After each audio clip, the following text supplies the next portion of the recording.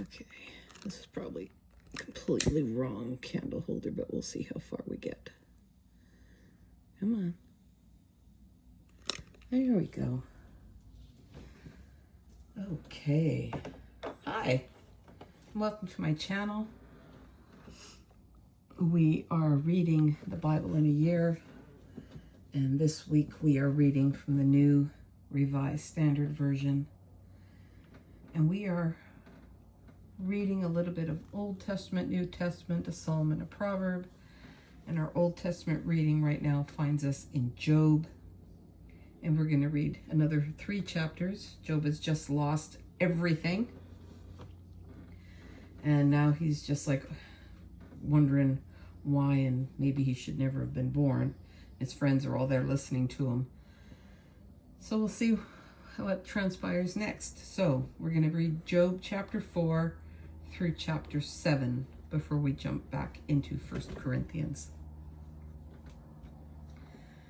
Then Eliphaz the Temanite answered, "If one ventures a word with you, will you be offended? But who can keep from speaking? See, you have instructed many, you have strengthened the weak hands. Your words have supported those who were stumbling, and you have made firm the feeble knees. But now it has come to you, and you are impatient. It touches you, and you are dismayed. Is not your fear of God, your confidence in the integrity of your ways, your hope? Think now, who that was innocent ever perished? Or where were the upright cut off? As I have seen, those who plow iniquity and sow trouble reap the same. By the breath of God they perish, and by the blast of his anger they are consumed. The roar of the lion, the voice of the fierce lion, and the teeth of the young lions are broken. The strong lion perishes for lack of prey, and the whelps of the lioness are scattered. Now a word came stealing to me, my ear received the whisper of it. Amid thoughts from visions of the night, when deep sleep falls on mortals, dread came upon me, and trembling which made all my bones shake. A spirit glided past my face, the hair of my flesh bristled. It stood still, but I could not discern its appearance. A form was before my eyes, there was silence, and then I heard a voice. Can mortals be righteous before God? Can human beings be pure before their Maker? Even in his servants he puts no trust, and his angels he charges with error. How much more those who live in houses of clay, whose foundation is in the dust, who are crushed like a moth. Between morning and evening they are destroyed. They perish forever without any regarding it. Their tent cord is plucked up within them, and they die devoid of wisdom. Call now, is there anyone who will answer you? To which of the holy ones will you turn? Surely vexation kills the fool, and jealousy slays the simple. I have seen fools taking root, but suddenly I curse their dwelling.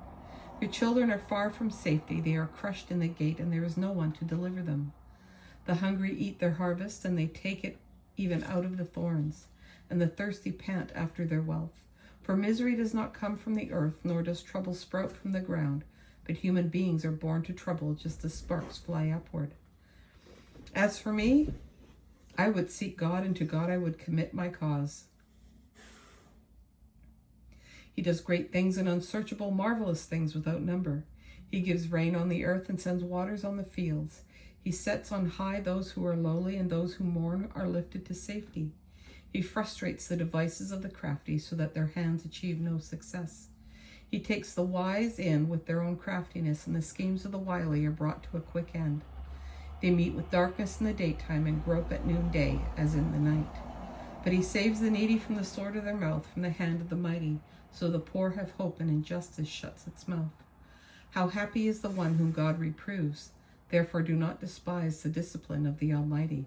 For he wounds, but he binds up. He strikes, but his hands heal.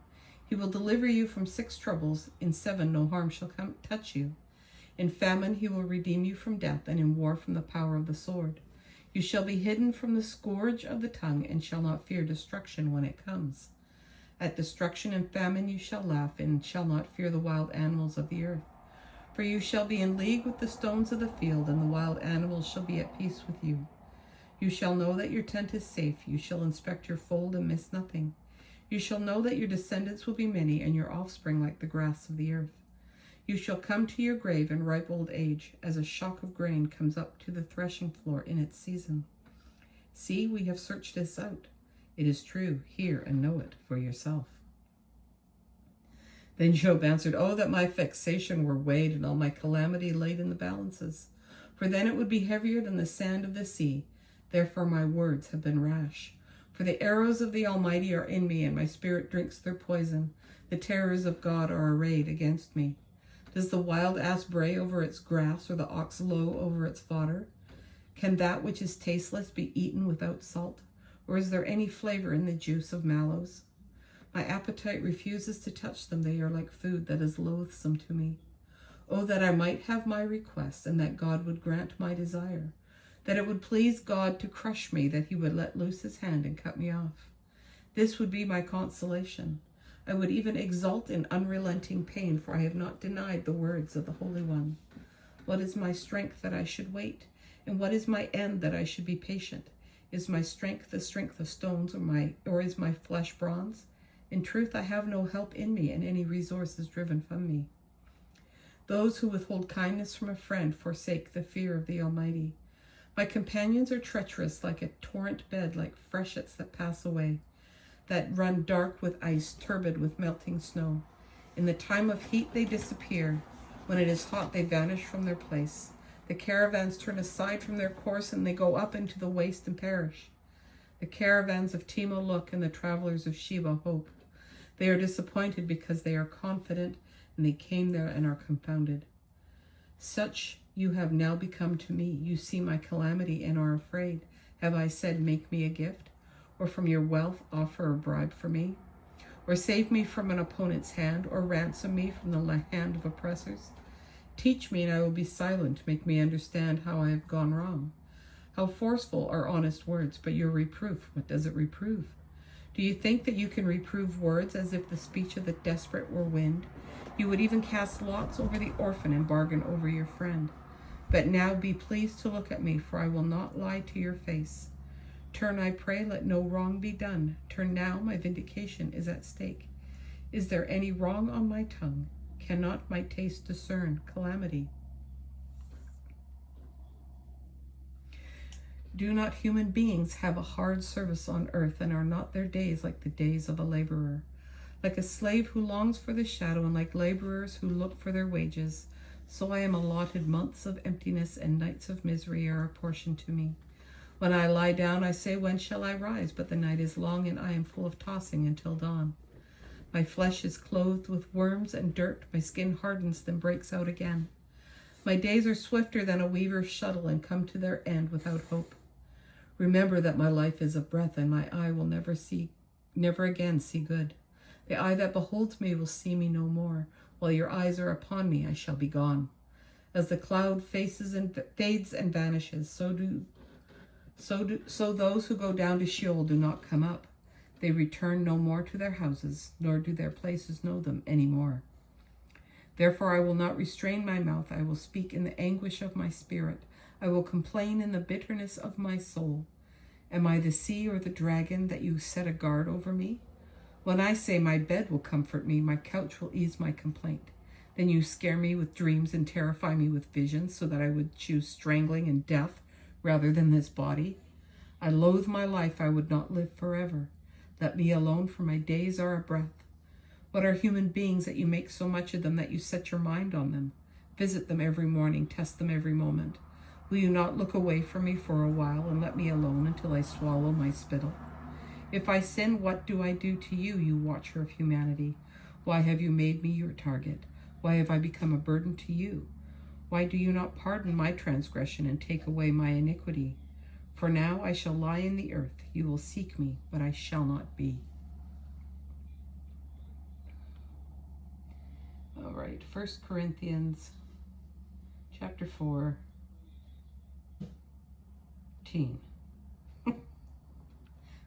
Chapter 14, pick it up at verse 18.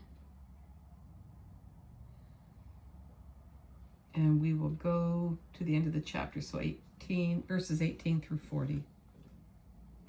I thank God that I speak in tongues more than all of you. Nevertheless, in church I would rather speak 5 words with my mind in order to instruct others also than 10,000 words in a tongue. Brothers and sisters, do not be children in your thinking, rather be infants in evil, but in thinking be adults. In the law it is written, by people of strange tongues and by the lips of foreigners I will speak to this people, yet even then they will not listen to me, says the Lord. Tongues then are a sign not for believers but for unbelievers, while prophecy is not for unbelievers but for believers.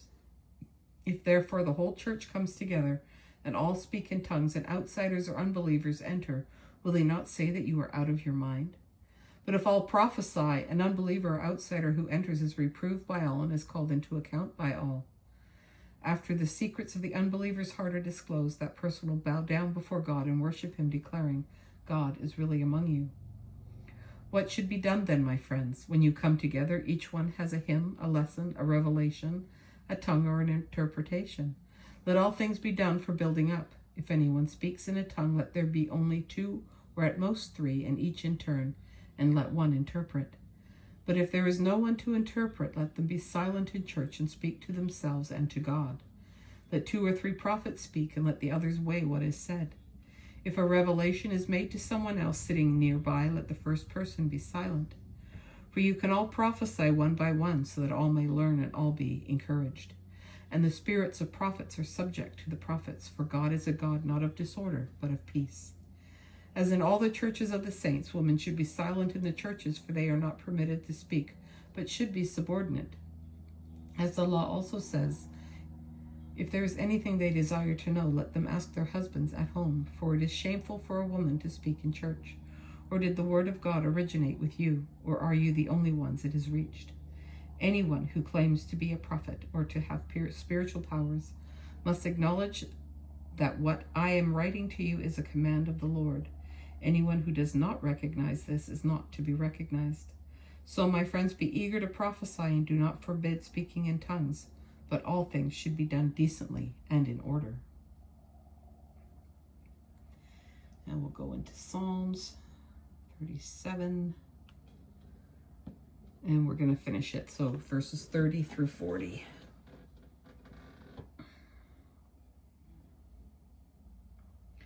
All right, here we are. The mouths of the righteous utter wisdom, and their tongues speak justice. The law of their God is in their hearts, and their steps do not slip. The wicked watch for the righteous and seek to kill them. The Lord will not abandon them to their power, or let them be condemned when they are brought to trial. Wait for the Lord and keep to his way, and he will exalt you to inherit the land. You will look on the destruction of the wicked. I have seen the wicked oppressing and towering like the cedar of Lebanon. Again I passed by, and they were no more. Though I sought them, they could not be found. Mark the blameless and behold the upright, for there is posterity for the peaceable. But transgressors shall be altogether destroyed. The posterity of the wicked shall be cut off. The salvation of the righteous is from the Lord. He is their refuge in the time of trouble. The Lord helps them and rescues them. He rescues them from the wicked and saves them because they take refuge in him. And our proverb comes from chapter 21, verse 27. The sacrifice of the wicked is an abomination, how much more when brought with evil intent. And that, my friends, is the conclusion of our reading for August 22nd, 2025. I'm so glad you were able to join me. I hope you have an awesome day, and we'll catch you on the next one. Take care, and bye for now.